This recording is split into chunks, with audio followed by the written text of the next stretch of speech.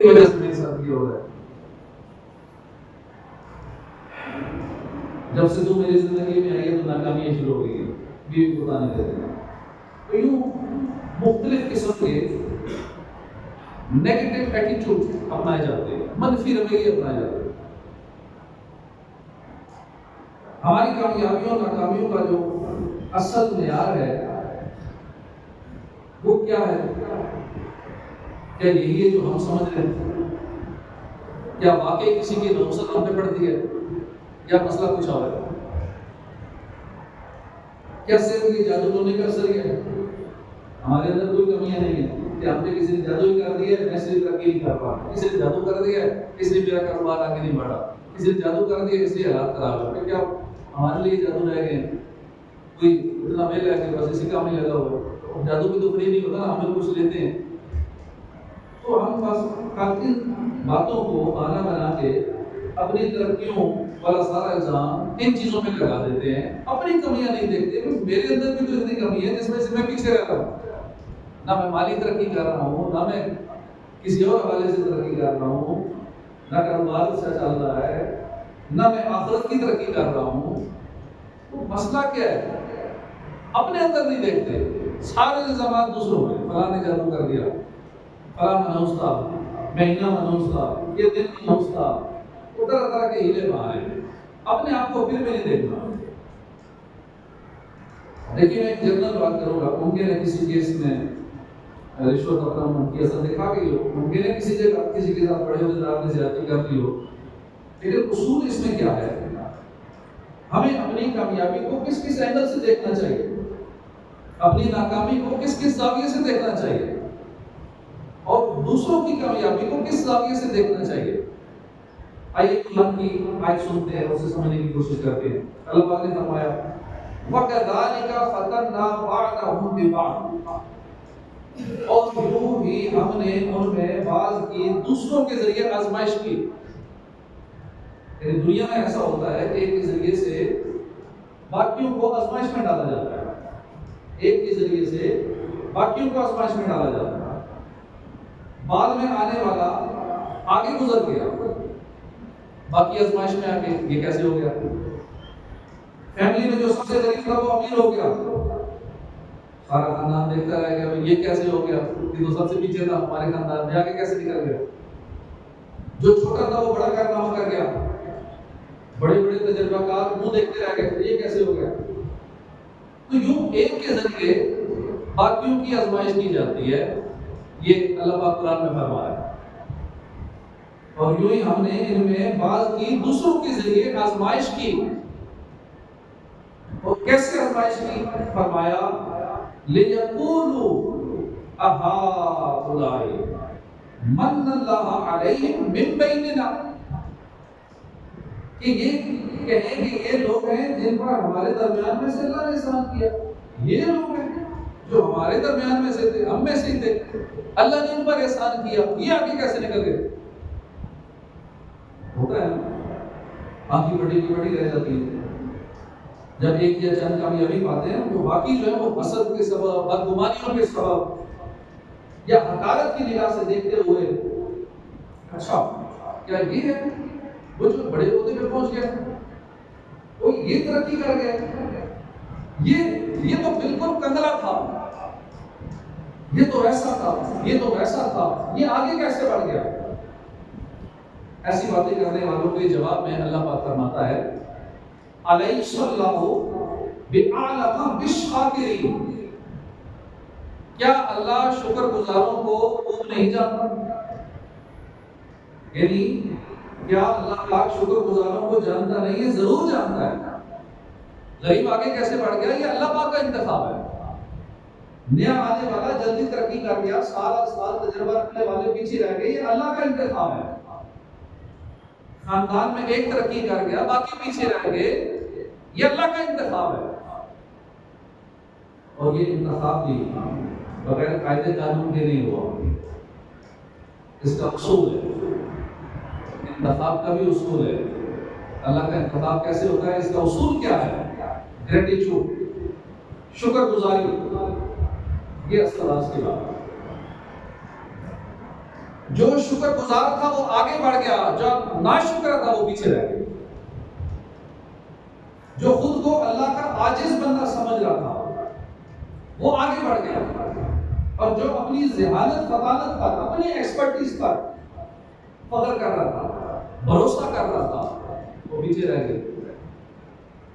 جو اپنی مہارتوں پر غرور میں مبتلا تھا وہ پیچھے رہ گیا، اور جس نے محنت کی، دل لگا کر، جس نے عاجزی کی، دعائیں بھی مانگتا رہا، وہ آگے بڑھ گیا۔ تو پتہ چلا کہ فرق جو ہے نا یہ کامیابیوں کے معیار میں ہے۔ ہم نے کامیابیوں کا معیار کچھ اور مقرر کر رکھے ہیں، اللہ کے ہاں کامیابیوں کا معیار کچھ اور ہے۔ ہم کامیابی کسی اور چیز کو سمجھ رہے ہیں، ہم غلط فہمی میں ہیں۔ اصل کامیابی اللہ کے نزدیک کیا ہے، وہ ایک الگ کرائٹیریا ہے۔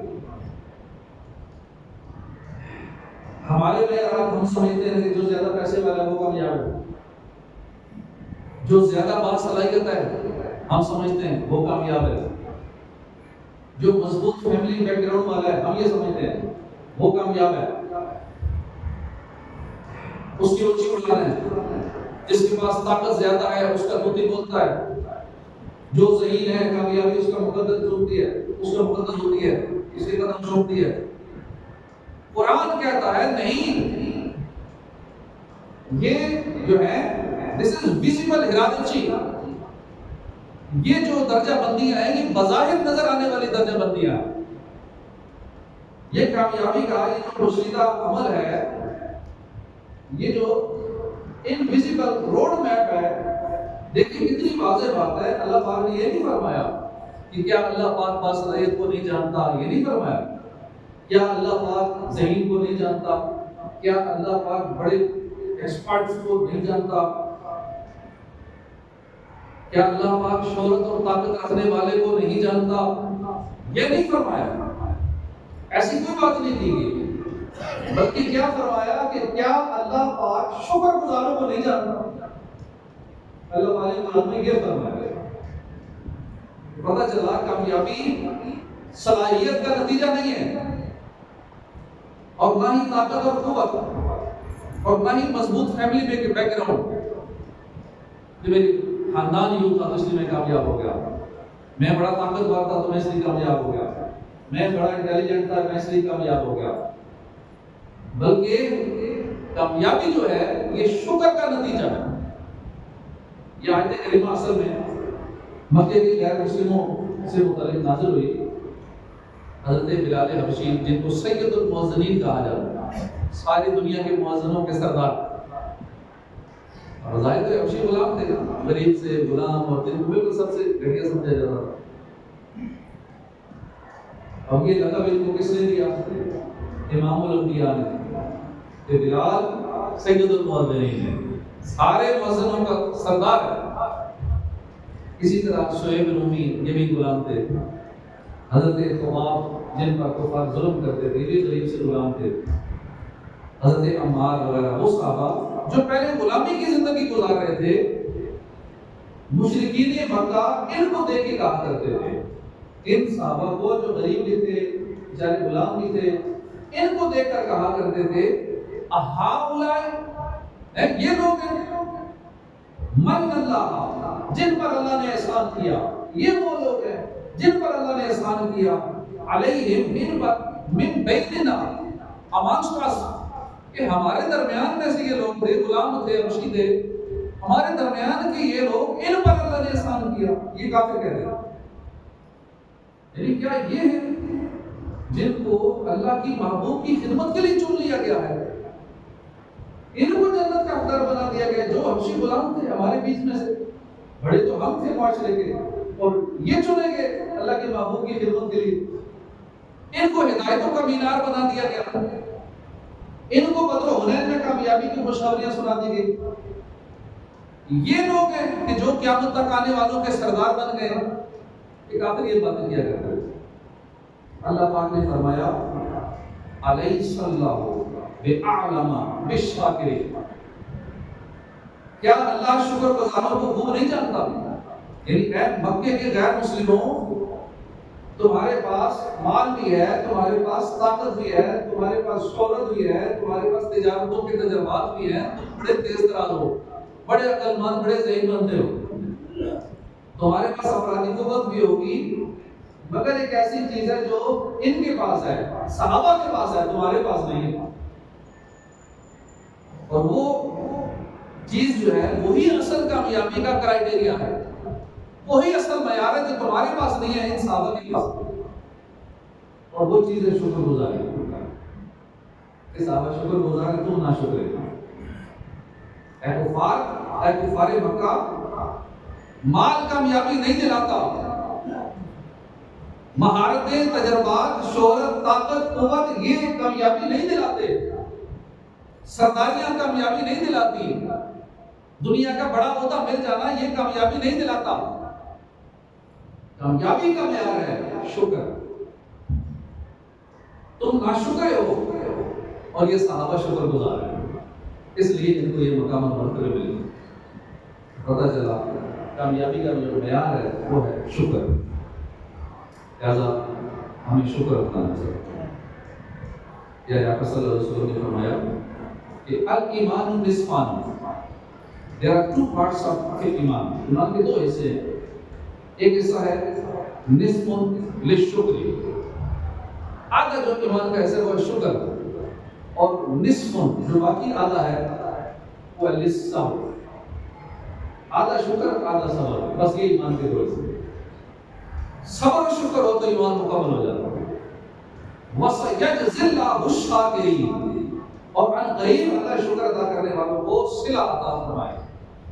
قرآن کی روشنی جزا صرف آخرت میں ملنے والے ثواب کو نہیں کہتے، بلکہ دنیا میں بھی اعمال کا پھل ملتا ہے، جو پھل تو ملتا ہے اس کو جزا کہتے ہیں، اور آخرت میں بھی جو پھل نصیب ہوگا وہ بھی جزا ہے۔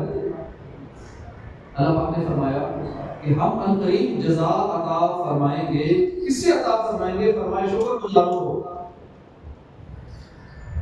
مولا علی شیر خدا فرماتے ہیں کہ بے شک جو نعمت ہے وہ شکر کے ساتھ بندھی ہوئی ہے، جڑی ہوئی ہے، انٹر کنیکٹڈ ود گریٹیٹیوڈ، نعمت شکر سے جڑی ہوئی ہے، اور شکر کس سے جڑا ہوا ہے؟ بڑھوتری سے جڑا ہوا ہے، شکر بڑھوتری، شکر بڑھتے ہی جاتا ہے۔ اب جو جس کے پاس جو نعمت آئے وہ شکر گزار بن جائے، اس نے ترقی کر دی۔ لَئِن شَكَرْتُمْ لَأَزِيدَنَّكُمْ، جب اللہ نے فرما دیا کہ تم شکر کرو تمہیں ہم اور دیں گے، تو شکر جو ہے مولا علی کا فرمان ہے کہ نعمت شکر کے ساتھ بندھی ہوئی ہے، اور شکر جو ہے یہ بڑھوتری کے ساتھ اٹیچ ہے، جڑا ہوا ہے۔ جب تک آدمی شکر نہیں چھوڑتا تب تک اللہ کی جانب سے نعمتوں میں اضافہ ختم ہی نہیں ہوگا۔ شکر کو پکڑی رکھیں، ترقیاں کرتے جائیں گے، جیسی شکر کا چھوڑیں گے بردام درام سے نیچے گئے۔ آپ بتائیے کامیابی بھی نعمت ہے کہ نہیں؟ حفظ مکمل کر لیا قرآن پاک، یہ کامیابی ہے اور نعمت بھی ہے۔ عالم دوست کر لیا، یہ کامیابی بھی ہے، نعمت بھی ہے۔ جس کے حلال میں وسعت ہو گئی، کامیابی بھی ہے، نعمت بھی ہے۔ اچھا گھر ہے، اچھا کاروبار ہے، گاڑی ہے، اچھی سواری ہے، یہ سب کچھ نعمتیں بھی ہیں، اور ہمارے یہاں اس کو کامیابی بھی شمار کیا جاتا ہے۔ مولا جی نے فرمایا کہ نعمت شکر کے ساتھ بندھی ہوئی ہے، شکر ہوتا ہے تو کامیابی آتی ہے، مزید شکر ہوتا ہے تو مزید کامیابی آتی ہے۔ جب شکر ختم ہو جاتا ہے تو کامیابی ختم ہو جاتی ہے۔ علماء کرام فرماتے ہیں کہ اللہ پاک جسے چاہتا ہے نعمت عطا فرماتا ہے، لیکن اگر اس نعمت کا شکر ادا نہ کیا جائے تو وہ پھر نعمت زحمت بن جاتی ہے، وہ نعمت عذاب بن جاتی ہے۔ ہم غور کریں اللہ پاک نے ہمیں کتنی نعمتیں عطا فرمائی، اور ہم ان نعمتوں کا شکر کتنا کرتے ہیں، کیونکہ شکر نہ کیا تو نعمت تو عذاب بن جائے گی، ہماری مصیبت بن جائے گی، شکر کریں گے تو نعمت اور بڑھ جائے گی۔ اللہ پاک قرآن کریم میں فرماتا ہے وَمَا ظَلَمُونَا وَلَٰكِن كَانُوا أَنفُسَهُمْ يَظْلِمُونَ، اور انہوں نے ہمارا کچھ نہ بگاڑا، انہوں نے اپنی جانوں پر ہی ظلم کیا۔ یعنی جو بنی اسرائیل تھے، بنی اسرائیل کو بڑی بڑی کامیابیاں ملی، بڑی نعمتیں ملی ہیں، تورات ان کے لیے اتاری گئی ہے، فرعون پر غلبہ انہیں بخشا گیا ہے، مصر کی حکومت ان کو عطا کی گئی ہے، موسیٰ علیہ السلام کی غلامی کا شرف انہیں بخشا گیا، من و سلوہ ان کے لیے اتارا گیا۔ بنی اسرائیل پر اتنے اللہ کے گھر میں ریڈی میڈ کھانا آسمان سے جنتی کھانے مل گئے، کیسی کیسی کامیابیاں، کیسی کیسی نعمتیں بنی اسرائیل کو دی گئی، مگر انہوں نے ناشکری کی، شکر ادا نہیں کیا، تو ان کی نعمتوں کو عذاب میں بدل دیا گیا۔ تو پتہ چلا شکر کامیابی کو دوام دیتا ہے، کامیابی کو پرماننٹ، کنٹینیوس، ہمیشہ مستقل کر دیتا ہے کامیابی کو، مگر شکر ضروری ہے۔ اور ناشکری جو ہے وہ نعمت کو ختم کر دیتی ہے، عذاب کا ذریعہ، ذلت و رسوائی کا ذریعہ بن جاتی ہے۔ الکتاب الاخبار یہ پچھلی آسمانی کتابوں کی بھی عالم تھے اور قرآن کریم کی بھی عالم تھے۔ آپ فرماتے ہیں کہ اللہ پاک جب کسی بندے پر دنیا میں نعمت فرماتا ہے، بس وہ بندہ نعمت کا شکر ادا کرتا ہے، اللہ کے حضور عاجزی کرتا ہے، تو اس شکر کرنے والے کو، شکر گزار کو دو انعامات ملتے ہیں۔ پہلا انعام یہ ہے کہ اس کو دنیا میں اس نعمت کا فائدہ ہوتا ہے، جیسے ہم بہت ساری نعمتوں کو دنیا میں فائدہ اٹھا رہے ہوتے ہیں، اور آخرت میں بھی فائدہ ہوتا ہے کہ آخرت میں اس شکر کی وجہ سے اس کے درجے بلند ہو جاتے ہیں۔ اور اگر اللہ بندے کو نعمت عطا فرمائے اور وہ بندہ اس نعمت کا شکر ادا نہ کرے، شکر ادا کر نہیں کرتا، اللہ پاک دنیا میں اس کی نعمت کو روک لیتا ہے اور آخرت میں بھی جہنم کا طبقہ اس کے لیے کھول دیتا ہے۔ لیکن شکر کے فائدے دنیا میں فائدے، آخرت میں فائدے، ناشکری کے دنیا میں بھی نقصان، آخرت میں بھی نقصان۔ اب اللہ چاہے تو آخرت میں سنت سے اس بندے کو عذاب دے گا، معاف کر دے۔ تو ان سب آیتوں اور روایتوں کا نتیجہ ایک ہی نکلتا ہے کہ کامیابی شکر کے ذریعے ملتی ہے۔ اگر شکر کے بغیر کامیابی مل بھی جائے نا تو وہ کامیابی نہیں رہتی، وہ عذاب بن جاتا ہے۔ لہذا اگر ہم کامیابی چاہتے ہیں تو ہمیں شکر گزار بننا پڑے گا۔ اور سوال یہ ہے کہ شکر کا کامیابی کے ساتھ کیا تعلق ہے؟ اس لیے آپ کے سامنے شکر کے مختلف معنی پیش کرتا ہوں۔ ان معنی کو ہم دیکھیں گے، شکر کی کامیابی کی راہ میں کیا اہمیت ہے۔ شکر کا پہلا معنی ہے کہ نعمت جو بھی ہمیں ملی ہے اس نعمت کو عطیہ الہی سمجھنا کہ یہ نعمت مجھے اللہ نے دی۔ بندہ یہ تسلیم کرے کہ یہ جو نعمت ملی ہے یہ میری ذہانت کا کمال نہیں ہے، یہ میری عقل مندی، میری تیز ترازی، میں بڑا وائرل تھا، میرے سبسکرائبر زیادہ تھے، میرے فالوور زیادہ تھے، میری شہرت بڑی زیادہ تھی، اس لیے کامیابی مل گئی، میں فلاں کام میں بڑا ایکسپرٹ تھا اس لیے مل گئی۔ نہیں، جو نعمت ملے اسے اللہ کی طرف سے سمجھو، عطیہ الہی سمجھو، کیونکہ طاقت و قوت ملی میرا کمال نہیں ہے، یہ اللہ کی عطا ہے۔ مال و دولت ملا تو میرا کوئی کمال نہیں ہے، اللہ کی عطا ہے۔ میں باصلاحیت ہوں، میرا کوئی کمال نہیں ہے، یہ اللہ کی عطا ہے۔ جو بھی نعمت ہے ہر ایک غور کر لے، میں اچھا بولتا ہوں، میں اچھا ایکسپرٹ ہوں، میں فلاں شعبے کا بڑا ماہر ہوں، میں بڑا ذہین ہوں، میں بڑا طاقتور ہوں، جو بھی نعمت ملی ہے اپنا کوئی کمال نہیں کسی کا، سب اللہ کی عطا ہے۔ تو یوں ہر نعمت کے متعلق بندہ دل سے یہ بات تسلیم کر لے کہ اس نعمت کے اندر میرا کوئی کمال نہیں ہے، یہ عطیہ الہی، یہ ہے شکر۔ اب یہ بات یاد رکھیے کہ نعمت کو اپنا کمال سمجھ لینا یہ عجب ہے، خود پسندی ہے، اور یہ ناکامی کے اسباب میں سے ایک بڑا سبب ہے۔ لیکن قارون کو اللہ نے خزانے عطا کیے، اتنے خزانے کہ آج کے دور میں شاید اتنے بڑے خزانے کا ہم سوچ بھی نہیں سکتے، اتنے خزانے ملے تھے قارون کو۔ اسے قوم نے جب کہا نا وَأَحْسِنْ كَمَا أَحْسَنَ اللَّهُ إِلَيْكَ، کہ احسان کر جیسا اللہ نے تجھ پر احسان کیا، یعنی اللہ نے تجھے مال دیا ہے تو اللہ کی راہ میں خرچ کر، غریبوں پر خرچ کر، صدقہ خیرات کر، مسکینوں کی دلجوئی کر کے، بھوکوں کو کھانا کھلا کے، بھوک مٹا کر احسان کر۔ تو قارون نے آگے سے کیا کہا، یہ جو مجھے مال ملا ہے یہ میری خون پسینے کی کمائی ہے، میں نے بڑی محنت کی ہے، محنت کر کر کے میں نے یہ کامیابی حاصل کی ہے، تب میرے پاس مال آیا۔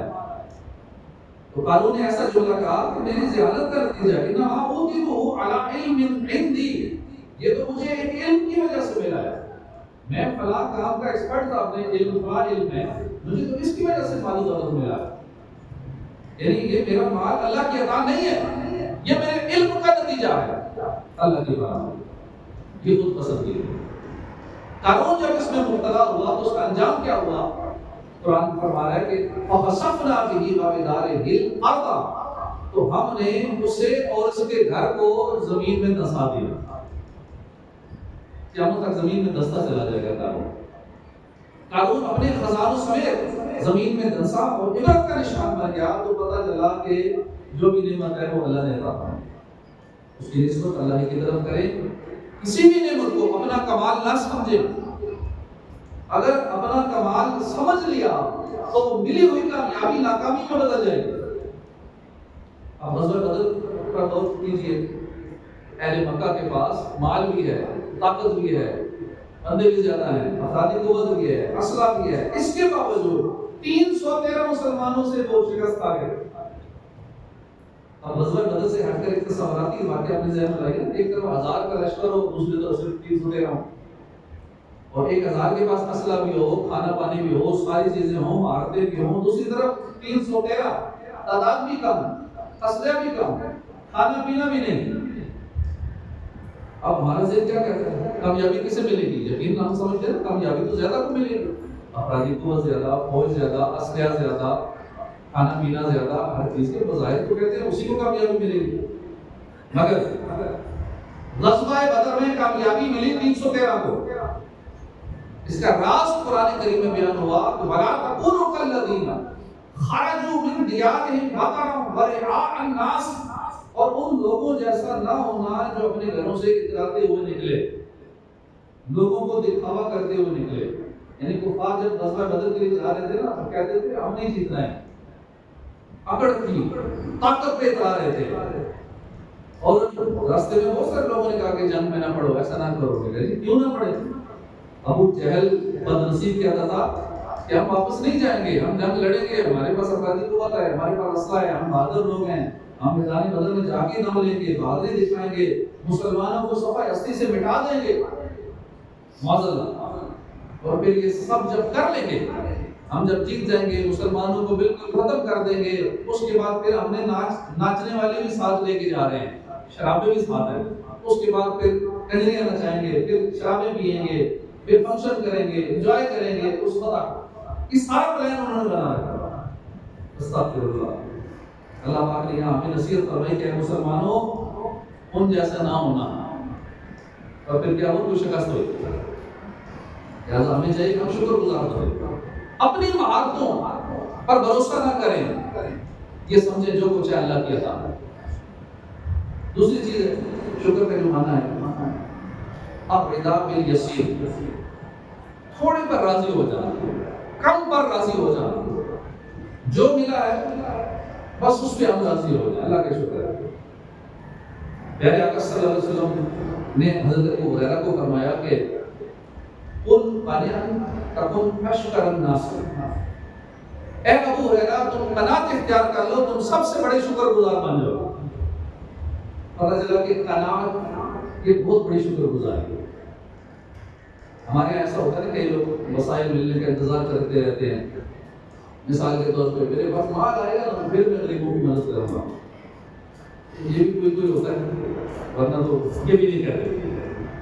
یہ بھی کوئی ہوتے ہیں اللہ والے جو کہتے ہیں چلو جی ماہانہ 1 کروڑ اگر آ جاتا ہے تو میں اس میں سے اتنے لوگوں کو لاکھ لاکھ دے دوں گا، چلو ایک خرچات رہے گا، کئی مہمان کروا ہے، اتنے مسجد میں دے دوں گا، اتنے نیک عمل لگاؤں گا۔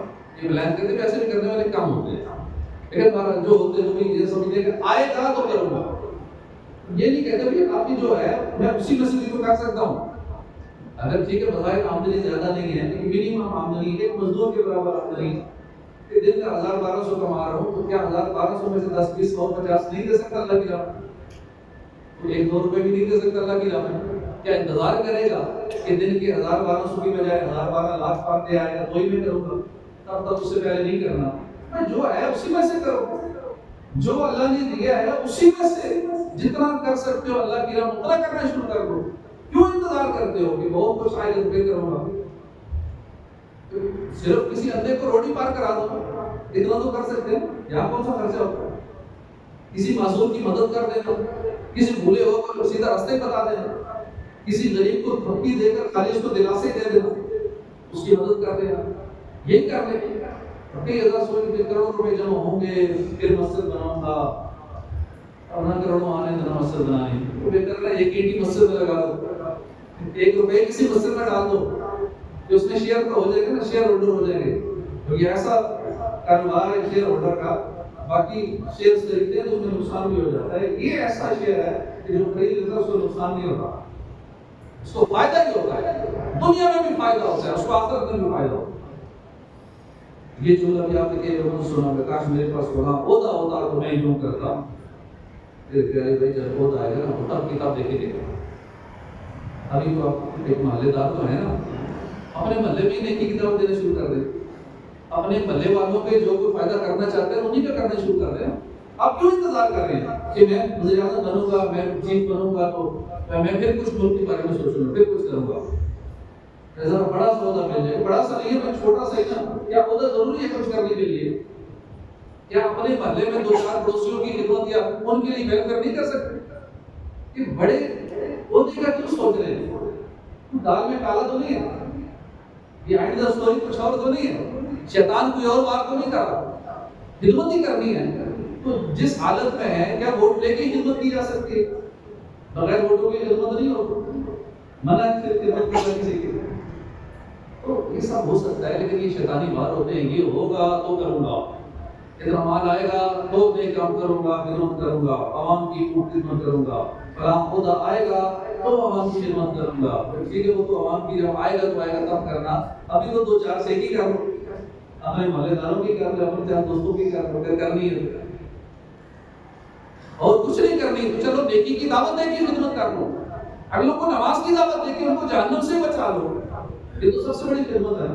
ایک تو دنیا کا مسئلہ حل کرنا کسی کا، ایک ہے کسی کا آخرت کا مسئلہ حل کر دینا۔ دنیا میں تو چلو مسئلہ سمیت بھی ٹائم گزر جاتا ہے، لیکن آخرت کا مسئلہ ہے، بہت بڑا مسئلہ ہے، جس کو جہنم کی سزا مل گئی، جہنم کی آگ میں ڈال دیا جائے، یہ اتنا بڑا مسئلہ ہے۔ اگر کسی کا یہ مسئلہ حل کر دیا جائے تو کیسے ہوگا؟ نیکی کی دعوت دے کر، اگر کو نماز کی دعوت دے کر، برائیوں سے منع کر کے، یہ اگلے کا فائدہ کرتے ہیں۔ جب یہ کر کون سا خرچہ آتا ہے؟ رومانی چلانی ہے۔ ہمیں اللہ کا شکر گزار بندہ میں قناعت اختیار کرنی ہے۔ اپنے دور کے بہت بڑے عالم ہوئے، امام گزرے، امام شافعی، آج دنیا میں ان کے کروڑوں پیشوا ہیں امام شافعی کے۔ اب بچپن میں یتیمی میں آپ نے گزارا کیا، بڑے غریب تھے، پڑھنے جاتے تھے تو ان کے پاس لکھنے کے لیے کاغذ نہیں ہوتا تھا، کاغذ قلم نہیں ہوتا تھا، ایسی حالت غربت تھی، پیسے بھی نہیں ہوتے تھے خرید سکے۔ آپ کا انداز کیا تھا؟ آپ ہڈیاں جمع کرتے تھے، ہڈیاں تلاش کرتے تھے، وہ ہڈی مل جائے ان ہڈیوں پہ اپنا سبق لکھا کرتے تھے۔